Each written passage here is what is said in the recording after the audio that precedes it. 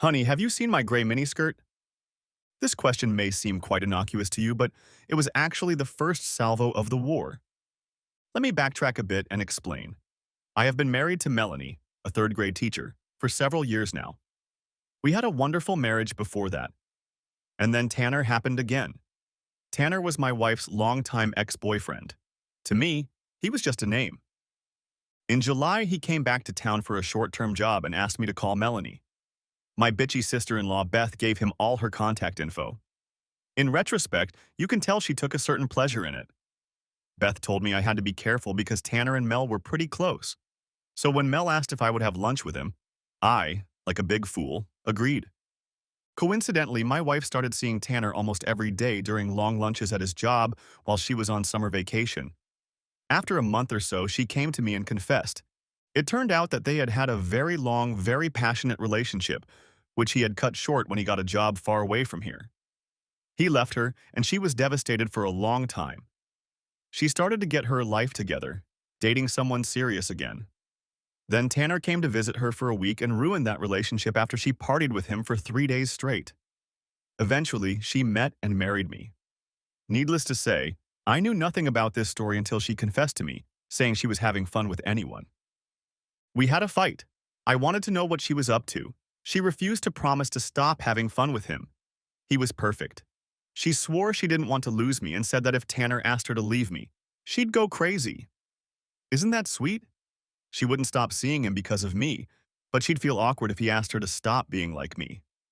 I started fussing, called Beth, Sil, and she threw me off balance by telling me that if I didn't let this happen, I would lose her forever. Mel also told that son of a bitch what she told me. Since I didn't leave her right away, she was now using her freedom to go out with him after work and on weekends, even though she swore she would be careful and still love me. At this point, I didn't want to lose her, but felt helpless to stop this attachment without resorting to the nuclear option, divorce. She immediately made an appointment and wore the special gray miniskirt we had bought together when we were dating. When I objected that it was mine, she said she wanted to look good for him on her way out the door. I felt like I had lost her to an ex. Walking into the bar, I felt like I had never felt before. My friend Keith had had cheating problems in the past and he advised me to find Ed. He was the bartender. Upon entering the bar, I passed out almost immediately. The place was moderately full. One woman laughed. It was a full and throaty laugh that reminded me of Melanie and what she was doing and probably laughing about now with Tanner. The laughter contradicted my mood. However, Keith was adamant that I talk to Ed, so I tried not to cringe and headed towards the bar. Ed looked very traditional for a bartender. White shirt, black vest, and mustache. I almost looked for those stupid armbands you see in old black and white photos, but apparently he wasn't that obsessed. He glanced at me and then just shook his head. He grabbed a couple bottles from under the counter and started pouring. He placed a shot glass in front of me. Drink. I looked at him questioningly, but he only gestured to the shot glass. With excitement, I took a sip and immediately almost spit it out again. Oh my God, that was awful! I almost shrieked, looking at him accusingly. I almost reached up to grab him by the vest and drive my fist into his face. But instead I looked at the glass. What's that? He smirked. Yes, it's supposed to be. It's olive and onion juice with a little chili and batter. I stared at him even more intently. Why are you doing this? I'm not paying for it. It's on the house. But I pissed you off, not scowled at you. You don't look like a beaten dog, and I bet you haven't thought about anything for the last 2 minutes. I wondered, and he was right. Of course, simply acknowledging that fact brought it all back. But it was hard to focus on it when I wanted to run a grater over my tongue. I'm Ed. You look like you need to talk. Yes. It was hard to give the details of my cuckolded infidelity to a stranger, but Ed had an answer for that too. He poured 4 shots of alcohol. I checked to see what bottle he was doing it from. He only hummed that it was a good thing I could learn, and said he'd be back to chat when I'd finished them. I got through them pretty quickly, and we started talking about innocuous things. My job, my car, what teams I like, etc. He pointed out a few pretty girls, and we didn't hesitate to make appropriately masculine statements about their physical attributes. Standard male stuff. After a while, a pained expression appeared on my face. I wonder how many of them leave stupid husbands at home, I said bitterly. Bingo! Ed said. He stepped out and headed for the dark end of the bar. There, he exchanged a few words with the customers. They smiled at him, quickly finished their drinks, and left. He came back. Why don't you have a seat over there? The night has just begun and people are thirsty.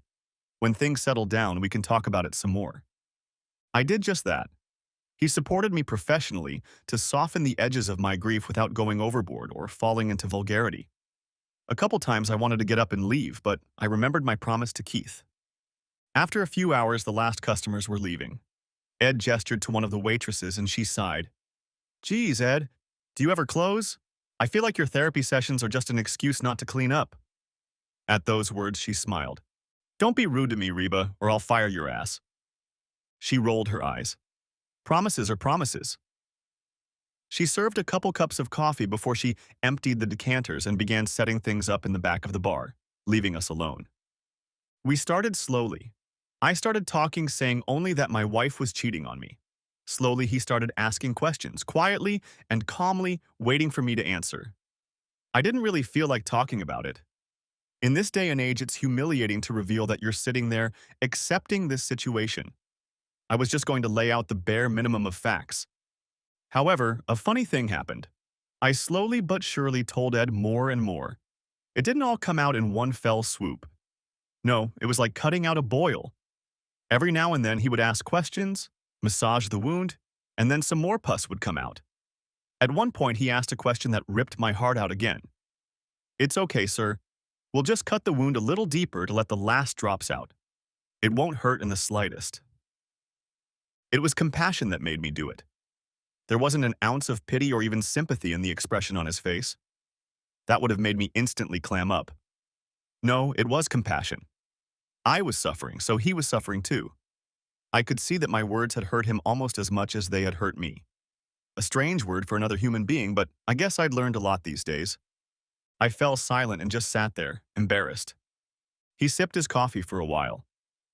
So, what do you want to get out of all this? He asked delicately. I want none of this to happen. I want Melanie back. I wanted Tanner to be eaten alive by rabid dachshunds, but how do you say that to a man you just met? I want my life back. Your wife. Isn't she depriving you of entertainment? I shook my head. So, can you live with that? Accept the supporting role? He said softly. I wrinkled my nose noticeably and shook my head vigorously. Okay, at least you have self-respect, but you don't want to leave her? A final hesitation. If I just leave, he wins everything. But I've already lost. He won her. Bullshit, Ed said angrily. He didn't win anything. There was no contest. You fought to keep your wife. But your sister-in-law fought and is fighting you to let her sister do it. Tanner, of course, wants to keep having fun with a woman he doesn't have to pay for. And your wife, who should be fighting to keep the two of you together, is fighting on his side. You, my friend, are in the minority, and they're trying to get it into your head that this is all okay, that the wisest thing you can do is accept her little affair. But why? I screamed. Yes, I screamed. I'm ashamed to admit. Because your wife doesn't think she will suffer any loss. Can I see a picture of her? Slowly, I pulled my wallet out of my pants and held it out to him, showing him the picture. Ah, yes, she's very pretty. Any man would want to spend time with her. No wonder. Unsurprising what? I asked dumbly. It's not surprising that she thinks she can do it. She thinks she won't feel any pain, that she's a package any man would want, and that you'd be a fool to throw her away. You need a plan to rid her of that delusion. But what if I lose her? Yes, I groaned again. I was starting to hate that I looked like a big coward. Why did you marry her? Ed asked, looking at me with a raised eyebrow. Because I love her. Because she's beautiful. Because we were really good together emotionally. Because I liked the way she made me think about myself. I answered as honestly as I could. Do you still like the way she made you think about yourself? We stayed up late that night working out a plan. The next day, I found myself at home on my couch. I'd never had a bad hangover, but this hangover was giving me a terrible headache. I waddled into the kitchen, my head pounding in time with my pulse. Fractions, fractions, fractions. If I could count at this point, I would know how my pulse was beating. I remembered what Ed and I had discussed late last night. Heck, I even had a notebook with some notes. This was a mistake. Part of the plan should have been to sneak up on her undetected. I quickly hid it under the file drawers in the bedroom and office. Next chapter. So, you want to keep it? Ed asked again. I'm willing to give it a try. I'm not giving up on this marriage. Good. That means you can't give her an ultimatum. She's made it clear that you can't ask her to give up that asshole Tanner, but he can ask her to give up you. If you give her that ultimatum, which frankly you've already done, albeit rather weakly, then even if she refuses it, she'll resent you for making her. And that will likely end the relationship as thoroughly as her running off with that jerk. Likewise, you can't do stupid things like kill his cheating or even beat him up, but we'll talk about that later. So what should I do? We dipped back into our cups. Stay put and try to remind her of everything she likes about you. You have to make the choice very obvious to her. It could cost you dearly, he warned. It's already cost me my marriage and my self-respect. How much money? I said sullenly. Are you telling me to just stay with her, and when he's done entertaining her, for me to act like nothing happened? He frowned. Is that what you want? No, I want to win. Well, there's winning and then there's winning. You'll stay here long enough for her to come around. Everyone makes mistakes. You'll give her a chance to make the right choice. And if she makes the wrong choice? He saddened and shrugged. Then you can make a few of those too, knowing full well what's going on. And you'll have time to prepare. Prepare? But he said nothing more on the subject. Next chapter. The first thing I did was look in the stationery store. It was something I wanted to do for myself, not something I'd discussed with Ed. I was carrying a large year-at-a-glance calendar to the register when I passed a rack of pens. The colors caught my eye, and I glanced at the display case. Finalizing my choice, I picked up the red and blue Sharpies, paid, and left. Back at the apartment, I hung the painting in the bedroom as a sketchbook. It was mounted in the wall with washers and screws drilled through the heavy laminated paper and screwed into the studs. I was feeling anger and didn't want the painting to just disappear. Plus, using the tools made me feel more masculine. Then, starting January 1st, I started marking each day with a little blue check mark in the corner of the day. This went on for quite a while, but it distracted me from the fact that Melanie still wasn't at the apartment and she was at Tanner's having fun with him in the gray skirt I bought her. I mentally noted that little detail. When I got to July during lunch, which I foolishly let her go to with Tanner without knowing the history of their relationship, a relationship she was hiding, I started drawing little red X's in the corner of the day. There was nothing special about them. But if you focused on the calendar, you could see a sea of blue and then red dots that appeared more and more frequently. Every time I thought or suspected she was with Tanner, the day became a cross. Finally, I got to the day. That awful day when my wife, my favorite wife, told me she was cheating on me and wanted to keep cheating. I stared at it, and finally drew a red pencil right across the calendar and stamped it into the drywall. Wow, so much for subtlety. Now I'm going to have to go back and replace everything. At this point, Ed and I were sipping foreign beers because we were in weird, mental territory. Okay, it made sense at the time, but now we were both half out of our minds. I'm a little curious at what point she did that, Ed said slowly. We both spoke slowly, and Reba threw angry glances at us every now and then. What do you mean? I asked with an owl-like look. You said she was having fun with him at lunch while you were at work. He took long lunches. I nodded. Yes, she was at home. It was during the summer. She's a school teacher, I prompted obligingly. And she told you at the end of August? More like in the middle, I replied, not sure what he was getting at. And when does the school year start? He asked meaningfully. She came to me confessing her love and guilt, saying she respects me too much to continue cheating on me, but certainly not enough to stop making me a cuckold. My face must have gone pale too because Ed said, now you see it too. And I did see it. She told me about it in August because the school year and her responsibilities were starting. She wouldn't be able to walk Tanner and have fun with him during lunch because she would be busy at school teaching and sitting with the kids during lunch break. I didn't know exactly where the bastard lived, but I doubted he lived close enough. And if she saw him after school, she'd probably risk me coming home early and noticing her absence. I'm being played. She doesn't like me at all. My stomach filled with acid. Well, I'm not sure I'd go that far. At all is a strong word. But she's definitely conflicted and treats you badly. She seems to be making more of an effort to stay with you than she has in the past. if that means anything. She needs to be done with him or done with you, not torture you over this half-feeling, half-action. Torture. Yeah, he'd hit exactly the right target. That's exactly how I felt. I was shaking with insane hope and crushing doubts about my manhood, her love, and our future. If she loves him so much, I was close to snapping again, why doesn't she just leave? He sighed. Could be a lot of things, but if she really was his stalker back in the old days, there must be some reason. See if you can guess. Next chapter. She came back from the weekend. It had been a tense few days after that.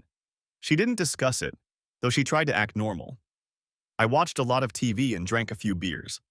I can't say I tried to treat her warmly, but like Ed said, I tried really hard not to be an asshole.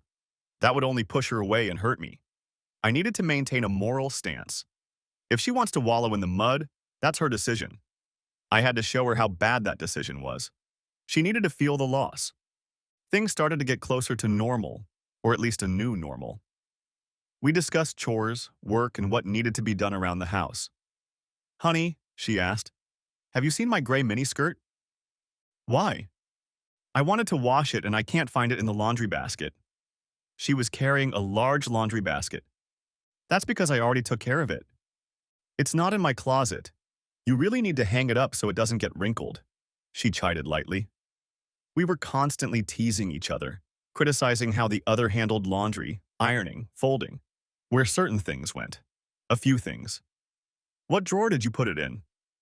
No, I put it in the trash can. I sipped my soft drink. Why did you throw away my skirt? She asked, starting to get angry.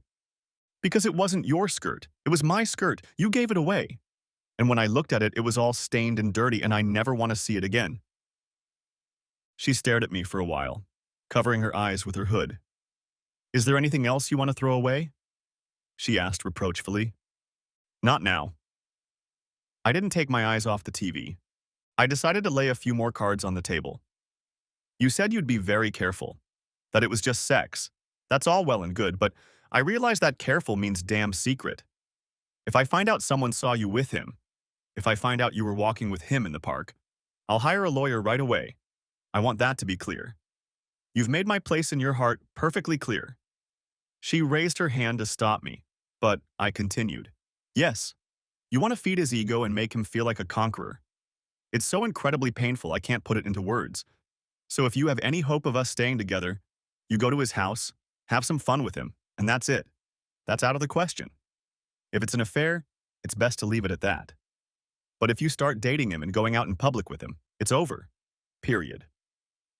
And how often do you have fun during the week? Ed asked suddenly, half emptying the bottle of vodka. Pardon me? Before Tanner or after? Never mind. He waved his hand for me to continue. I don't know. 3, 4, 5 times a week? And how long does it last? It's something personal. He just shook his head. Okay, about half an hour a day. A session? Sometimes 2 or 3 sessions a night. I remembered her telling me the day before yesterday that she'd practiced with Tanner for 2 hours. So 3 to 6 hours a week at best. Yeah. There are 168 hours in a week, so most of the relationship happens outside of bed. You want to try to keep her, so you need to deny her the opportunity to have a non-sexual relationship with him. Give her an ultimatum. Yeah, that includes watching TV and talking. He shook his head. I know. And maybe she'll have dinner with him and go to the movies. There's nothing you can do about that, but she can't brag about her boyfriend. She can't share him with anyone. It's better if she stays in the same room with him. But she said she's been having fun with him almost daily for a month now. I hope the glamour passes soon for one or both of them. What if it doesn't? Or if she lies and starts dating him? I asked. He shrugged helplessly. Next chapter. She seemed to hesitate. Okay. If that's what it takes. That's pretty much all we're doing anyway, she said, twirling the knife in her hands. Why had she agreed to this so easily?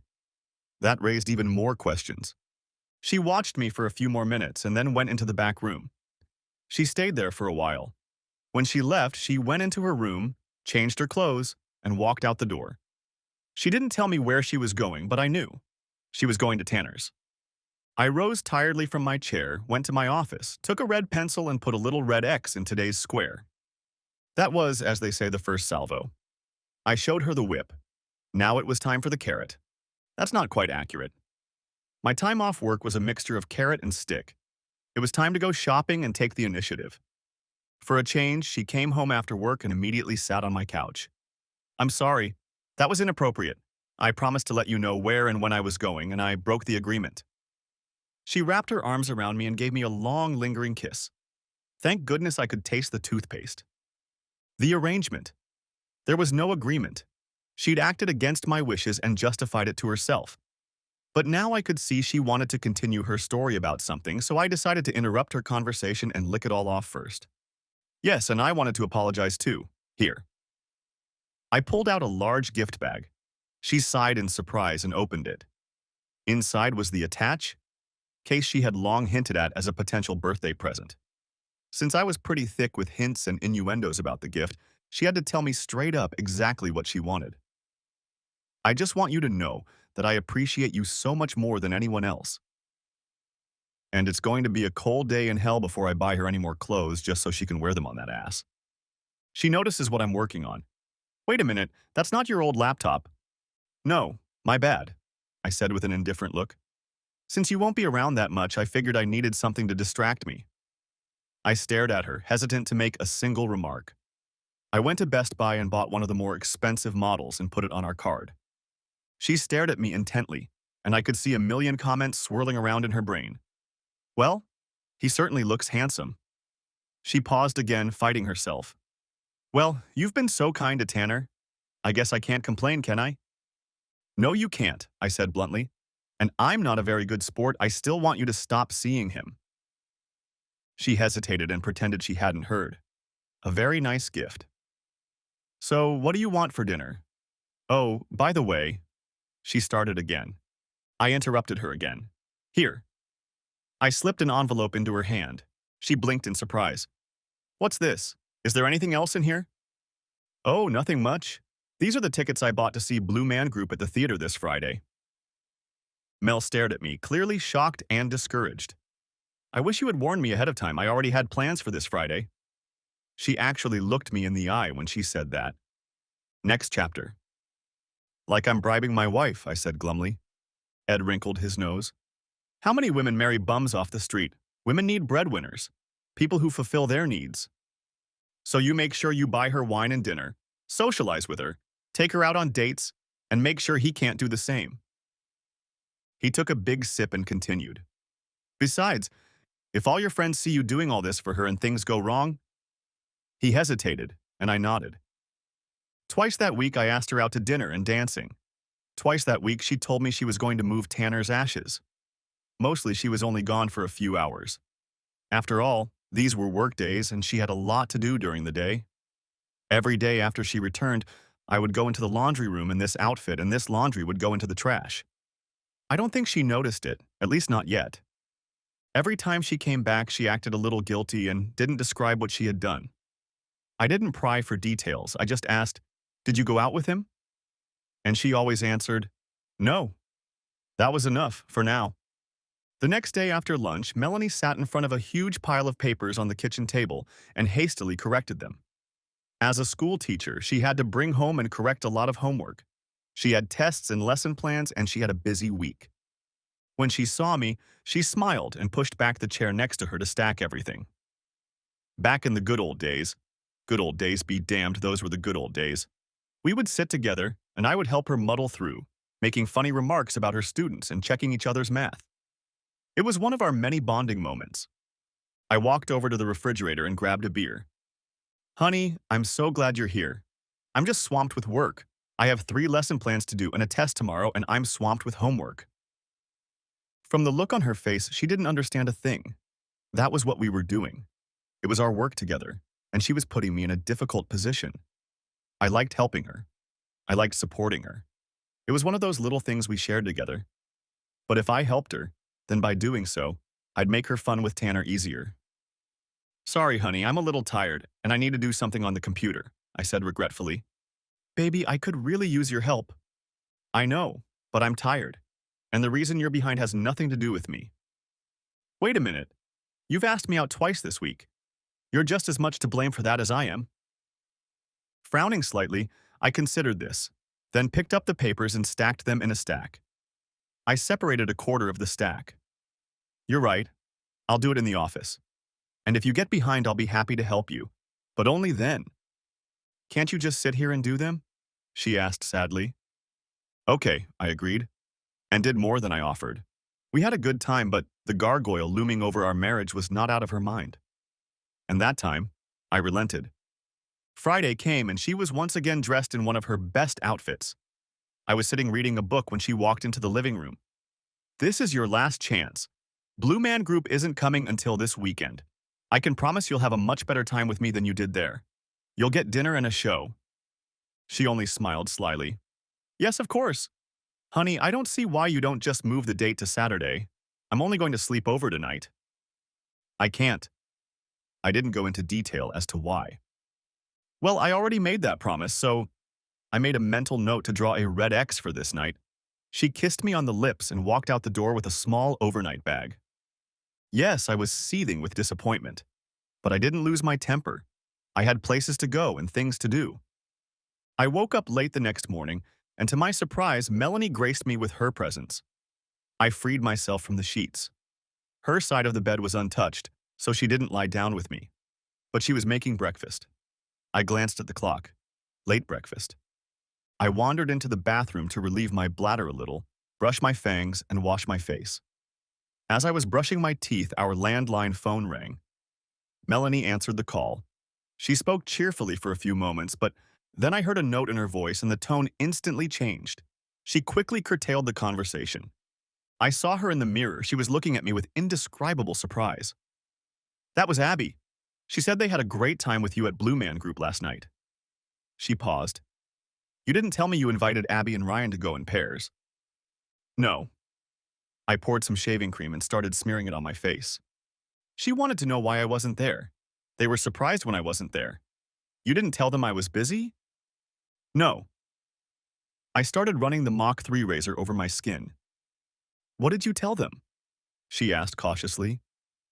I told them you had other plans that you couldn't change. They couldn't make it on Saturday, so I left it at that. We had a great time. Damn it. I could have made a deal if you'd told me the whole story, instead of playing these sneaky tricks. Nice, very nice. It wasn't enough to go on a date with your husband. It had to be your husband. And something else. It's not a clever ruse, and you had every opportunity to do the right thing and come with us. I didn't tell them until I showed them because I was hoping you'd freak out and reschedule. Tanner will be in town longer than the Blue Man Group. Mel was stunned by this. I guess so. But that still doesn't change the fact that you tricked me. Why didn't you cancel when I hadn't changed my mind yet? Why? You want me to stay home and cry because my wife cares more about having fun with some other guy than going out to hang out with my husband and friends? I'm sorry. I'm not wallowing in sadness. I had a great time. I lied. I spent most of the evening fending off well-intentioned questions and couldn't stop thinking about her at Tanner's house. I guess I was a better actor than I thought. Besides, it'll ruin their evening too. How many lives do you want to ruin just to mess around? I asked. It was nonsense, but it sounded good in my head. She froze for a second, closed her eyes, and shuddered. You know what? I'm not going to worry about it because you're not going to let anyone find out about it. I won't let you do anything. And I kicked the bathroom door right in her face. Shit, I scratched myself. Then I went into the shower and had a good cry. She got even more contemptuous. Next chapter. It was pretty chilly in the apartment all day Saturday. She didn't go anywhere, but she didn't talk to me either. Sometimes I wished we'd move to a bigger apartment. When the tension got too much, I'd take a few laps around the block. Sunday was different. She made breakfast again and acted much warmer with me. Little touches, little jokes, the things that characterize married couples. I asked her out for a walk in the park and she agreed. Tanner wasn't mentioned, and I felt a little better. Later that evening, she cooked one of my favorite meals and asked if I could do the dishes. I agreed and heard her turn on the shower. I was just wiping off the last plate when I felt a puff of warm air near my ear. I've been neglecting you and I want to make up for it. Go take a shower and I'll be waiting. What was she thinking? I said no. At least Tanner is man enough. Her mouth suddenly folded into an O and her face reflected shock. I made my way into the living room and began to remove the magazines from the couch. She ran in after me. Honey, I said something stupid. Such a stupid thing. You have to forgive me. I just said it without thinking. I'm not doing this to hurt you. I just can't. She pulled my hand and pressed herself against my back, making the work take twice as long. I finished and looked at the couch. Then I turned around and started walking back to the bedroom. Oh, thank you, thank you. Let me make it up to you. She muttered as I picked up a pillow and went to the closet for a spare blanket. You're being... She finally had the sense to close her mouth and just watch me walk away. I hate sleeping on the couch. It's narrow and cold. But it was better than sleeping next to her that night. The next week was surreal. I looked through the newspaper every day to find interesting places to hang out together. Museum, plays, dances, etc. And for the first 3 days, she agreed to everything. I mean the planetarium, for heaven's sake. I was just desperate to make sure we lived together as a couple. Every now and then, she'd get a call. She'd answer, chat for a minute, hang up, and then she'd suddenly need to go to the bathroom or run to the store for something. I wondered if she thought she was fooling anyone. It was Thursday night when there was a sudden knock on the door. Melanie had gone to the store. I opened the door. Standing outside the door was a very pissed-off Beth, her sister. What the hell do you think you're doing? She said, pushing past me. Good evening to you too, bitch. Melanie isn't happy. She feels guilty and conflicted, and she's staying home. She's upset. She's trying to get him out of her head, but you keep acting like an asshole to her. Asshole? What an interesting description. And please tell me why, pray tell. Is her sister encouraging her partying and telling me to put up with it instead of cheering for her happy marriage? She looked at me intently. Then her face softened, but very unconvincingly. Look, we've been through this before. The last couple times the relationship didn't end well. It's not... She was searching for a word, closure. She's trying to work things out this time. She doesn't want to leave you. I talked to her, and she's hysterical about the idea. But she needs, room. She needs to put her demons to bed. The only thing that can be put to bed is her and that asshole. I opened the door. And you took sides and you're not on mine. Don't call me with your offers again. Don't come here again unless your sister invites you. Don't worry. If she invites me, I won't get in the way. Her face contorted with anger. You're making a big mistake. She'll leave you because of this. My only mistake is that I let you talk me into this. Do you know what she's doing now? She asked angrily. Maybe I do. And the only thing sadder than that fact is your satisfaction that it's happening. Isn't that strange? She walked away, frustrated. Melanie came home a half hour after Beth left. I watched her with bags of stuff. Did you have fun, honey? I asked. Yeah, it was a madhouse at the store. What was it like at Tanner's? Silence. I went in, but only for half an hour. I only hummed. We were lying through omission again. I didn't believe her, but she still answered direct questions honestly. All week I've been a good wife. I thought, yeah? I was going to go to Tanner's Friday night. That's an interesting definition. Of what? Never mind. Do you want to go out Friday night? At least one more night? I'm not sure. I just wanted to, I don't know, take the edge off. Relieve the tension. Well, we can't get in the way of that. I said it with as much sarcasm as I was capable of. Fine, I'll make my own dinner and watch a movie or something. She threw me a sharp look. You're not going to call any of our friends, are you? No. Friday night came. She looked more cheerful than I'd seen her in the last week. Don't get me wrong. When we did something together, she seemed happy. But there was a special liveliness to her walk, a lightness of being that pierced my soul like a laser. True to her word, she made herself a light dinner and offered to cook it for me. But I declined. I offered to do the dishes later so she could get ready, and she readily agreed. I popped into the shared bathroom and cleaned myself up while she used the master bath. When she came out into the hallway, she looked absolutely ravishing. Her hair was styled in an updo. She was wearing a tight sleeveless top and a new tight miniskirt that I hadn't seen before. Interestingly, she was hiding her clothes from me. It was a small apartment.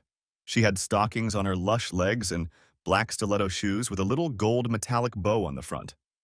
She was wearing a bolero jacket for the cooler weather. Everything was boiling inside me. One, she was so happy, and two, she was expending way more energy on this jerk than she had on all of our dates.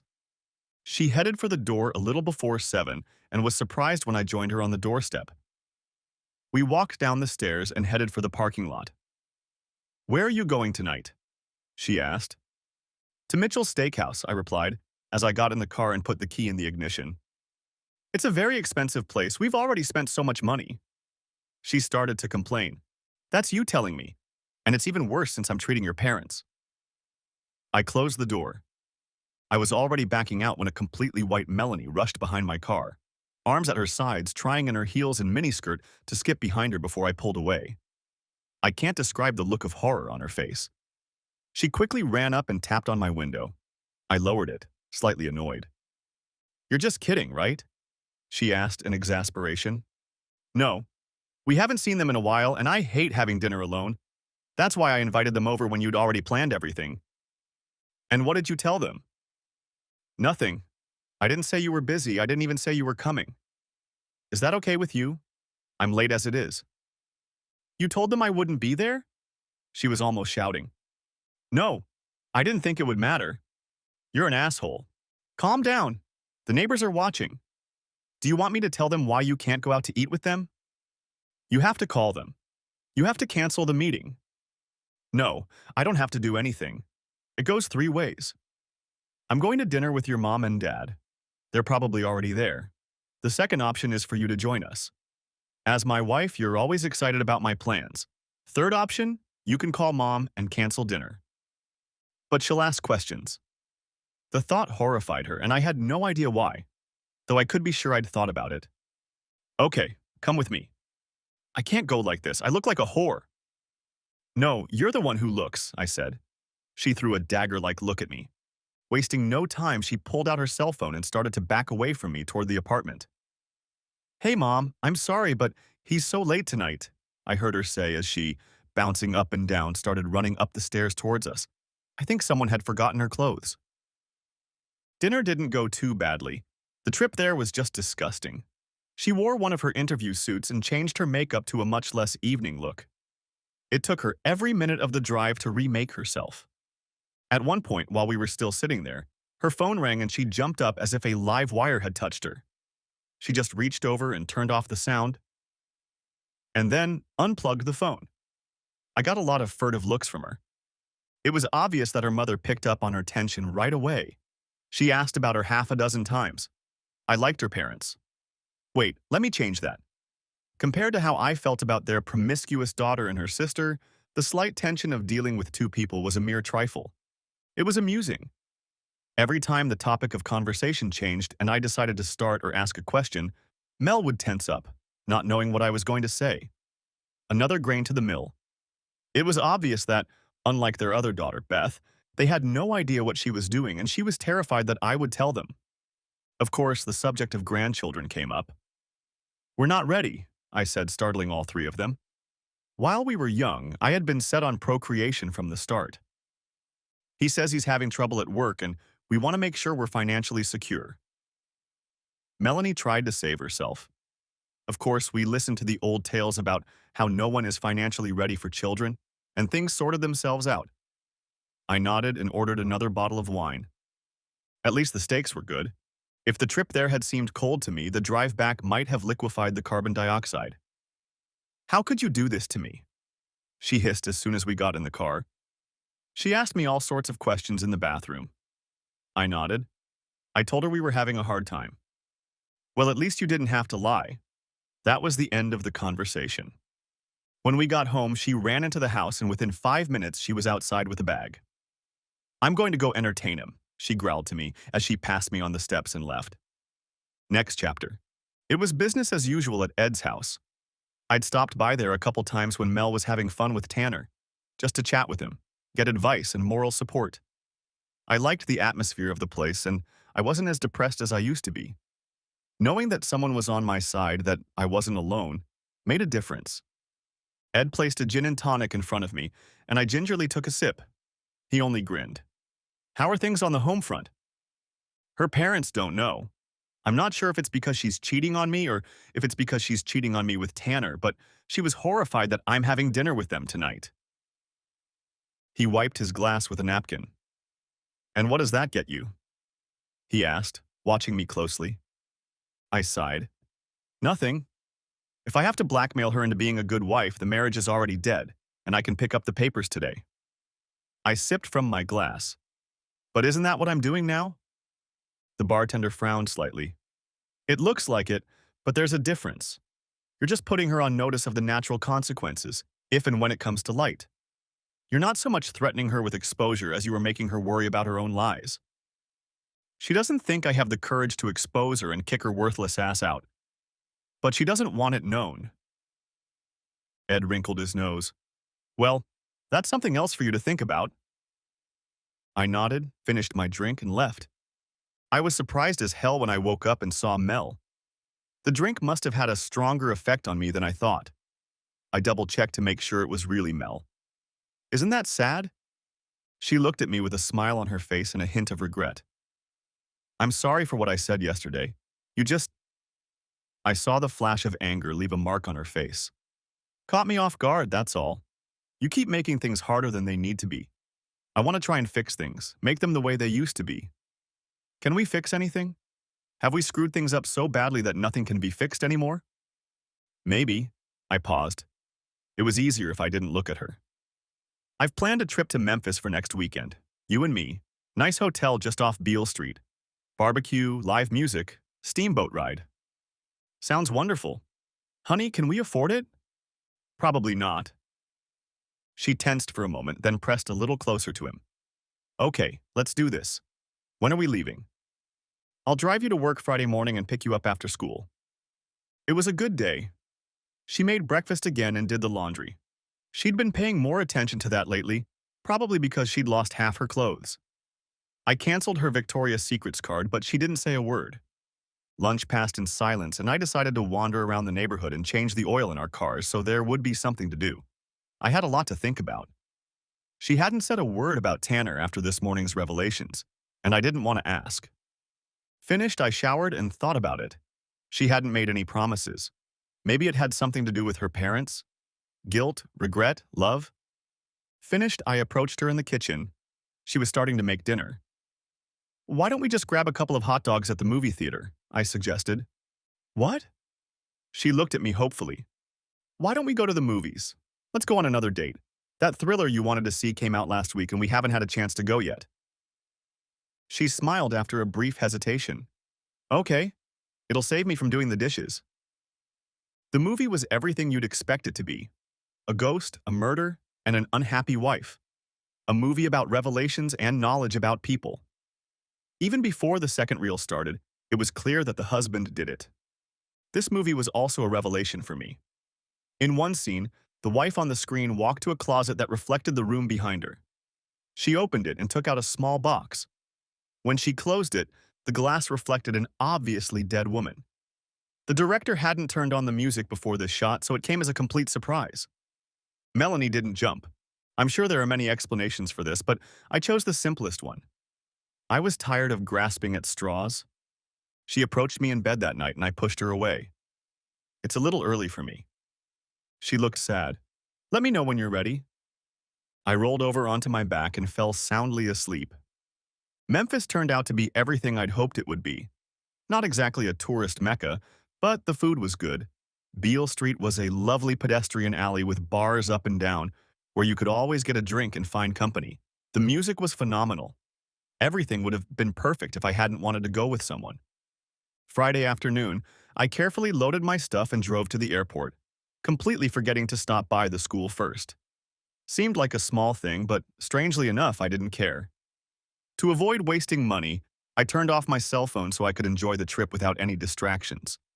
Still, by Sunday morning I was racked with guilt, so I changed my flight to an earlier one, using one of Mel's credit cards to pay the fee.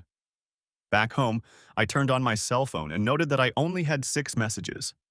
Back at the apartment, I found her filing her nails on the couch. She glared at me as I cleaned up my things in the kitchen. How could you do this to me? I had to call a cab? At work? Do you know how embarrassed I was? I can guess. No, you don't. I was so excited that we could be reunited. I was looking forward to this trip. And then you never showed up. You mean I ran off to have fun on my own with no regard for the fact that it might hurt you? Yeah, I have no idea what that feels like.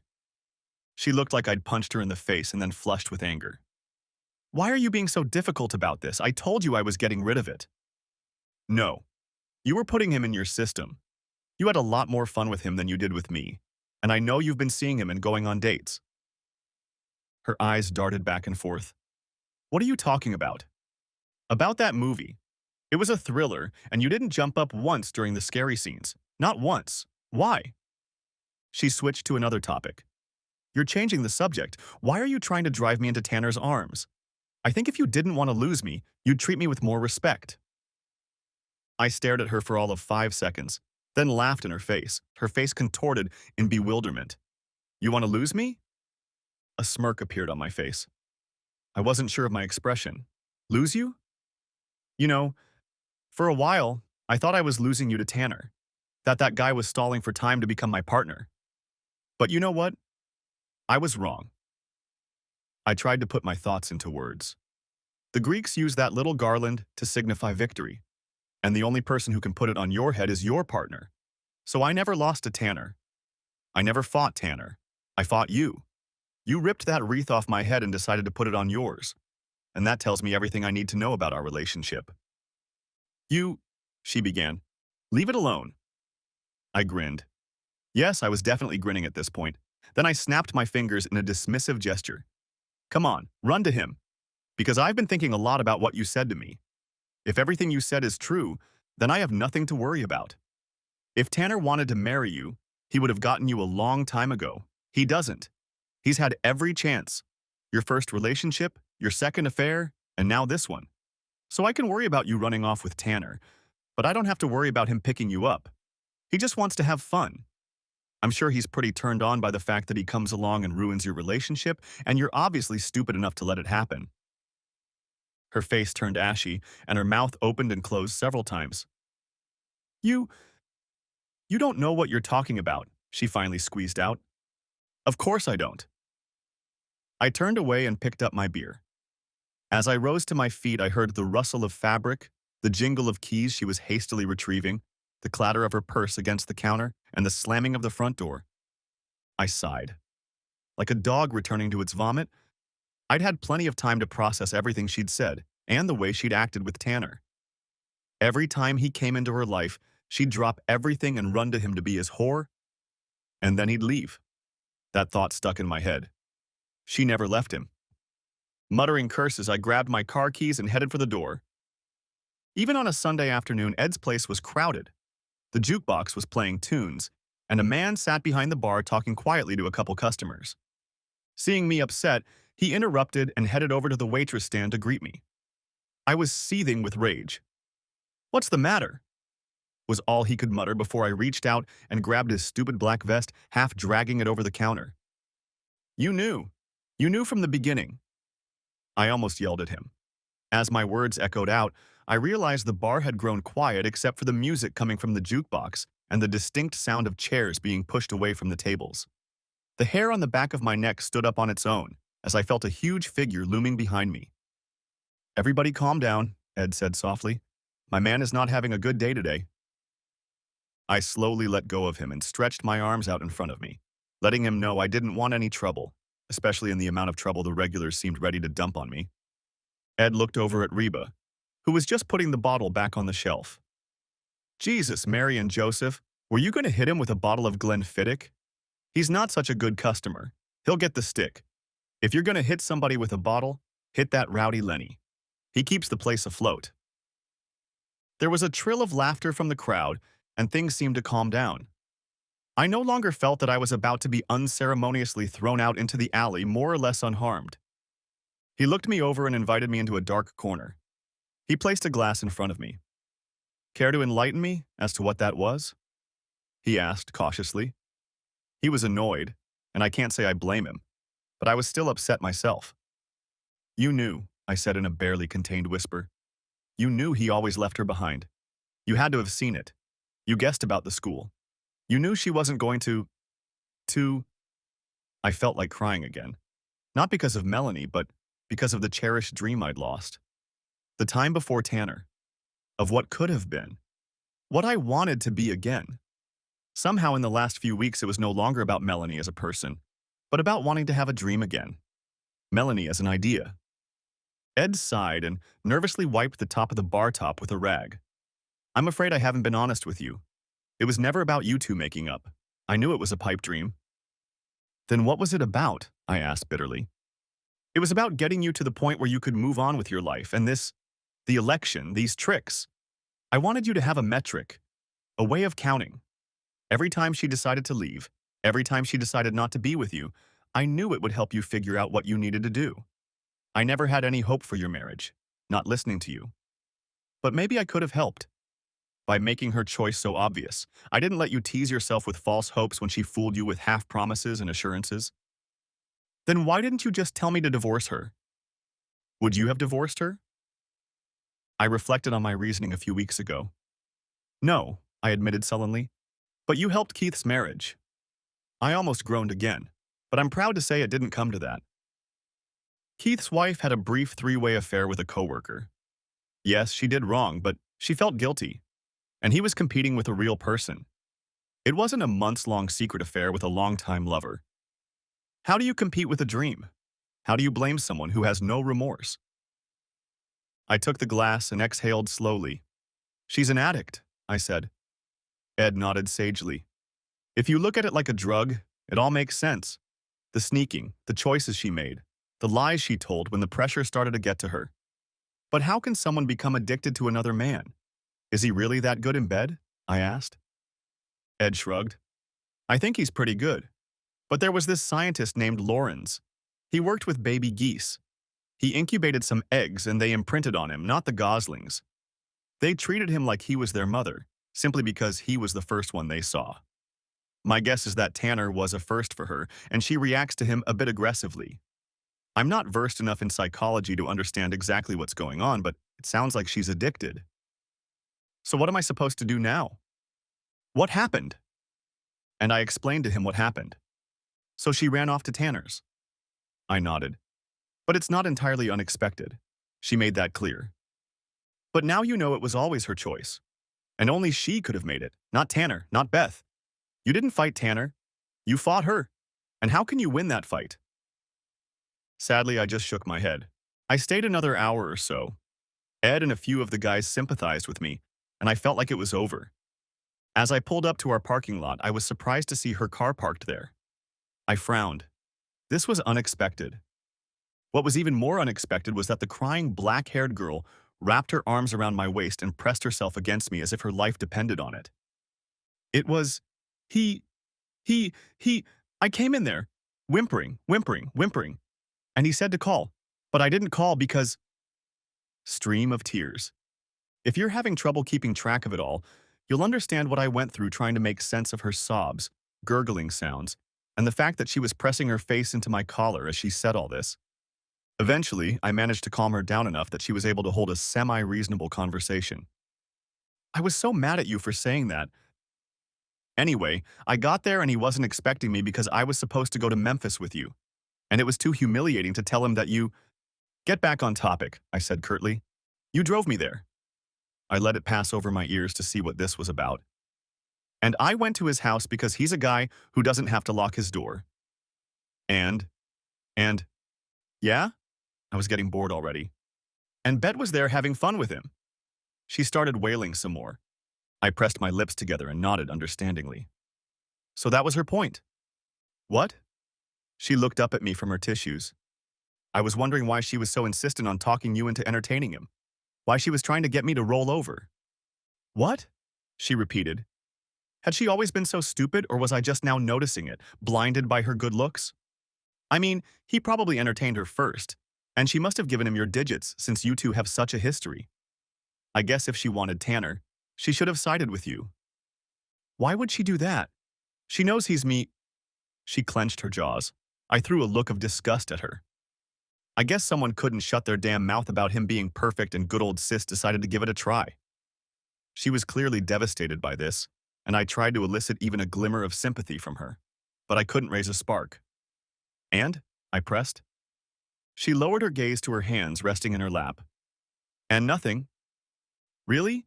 The guy who tells you how he's giving me horns and making you buy sexy outfits for him with my money? He didn't have any smart suggestions? She glowed beet-colored. He, he, he, he, he, she moaned again. I knew what was in store for me, and I wasn't disappointed. Honey, we can fix this. I just can't look at them anymore. He betrayed me so horribly. But we're still good. You can still have me. Honey? Next chapter. I snuck into the bar. Yes, you did. Deal with it. Ed had already taken my drink. Now I was a regular, though I wasn't turning into an alcoholic. I'd come for the companionship. As I packed, I took down the wall calendar and stuck a legend on it. Blue checkmark. Faithful wife, Red Cross, Tanner's whore, and mailed it to her family. She needed help, but not from me. Shortly afterward, her parents invited me over for dinner. They were saddened rather than angry, though when the rage came out it was, oddly enough, not at me for upsetting their little girl. Turns out Melanie first hooked up with Tanner back in high school, and he took advantage of her, living in her apartment and being such a bad influence on her that she had trouble with school for a couple years. When he got a job and left, she tried to chase him halfway across the country using her parents' credit cards. He was the reason she neglected more than just our relationship. The second time, she was engaged until she left her fiancé for 3 days with Tanner, acting like a whore in public. And then he just walked away, leaving her heartbroken and alone. Most of all, they were disappointed in Beth. She knew how vulnerable her sister was, and throwing herself around Tanner's neck like that was reprehensible.